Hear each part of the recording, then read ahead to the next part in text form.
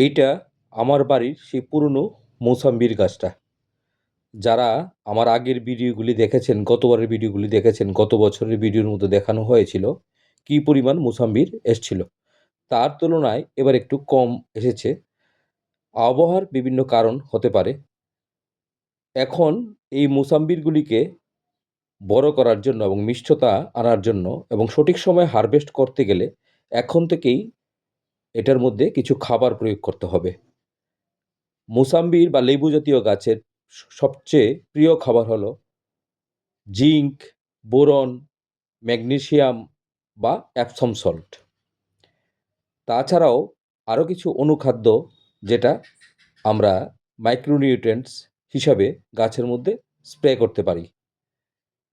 সেটা মোবিমিন হতে পারে, অ্যাগ্রোমিন গোল্ড হতে পারে, বায়োভিটা অ্যাক্সিউইড হতে পারে।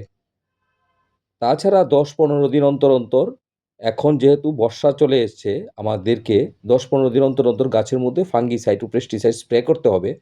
নতুবা বিভিন্ন ফাঙ্গাস, বিশেষ করে লেবু গাছের একটি প্রধান ফাঙ্গাস হলো ক্যাঙ্কার। এইসব জাতীয় ফাঙ্গাসের আক্রমণে গাছটির বিশাল ক্ষতি হতে পারে।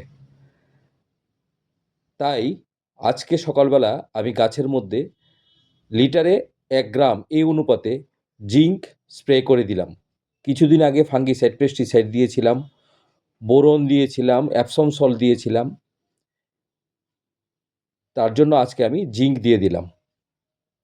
এখন আপনাদের যাদের বাড়িতে এরকম মোসাম্বির গাছ বা মাল্টা গাছ আছে, সেখানে আপনারাও জিঙ্ক, বোরন, অ্যাপসম সল্ট এইগুলি নিয়ম অনুযায়ী 2-3 দিন গ্যাপ দিয়ে অবশ্যই স্প্রে করে দিবেন। এবং গাছের গোড়ার মধ্যে আমি গাছের গোড়া থেকে 4-5 ফুট দূরে তার ক্যানোপি বরাবর একটা ড্রেনের মতো কেটে সেখানে কিছু খাবারও দিয়ে দিলাম, যার মধ্যে ছিল পটাশ, বোরন, ধুর্বিকোল, টাটার,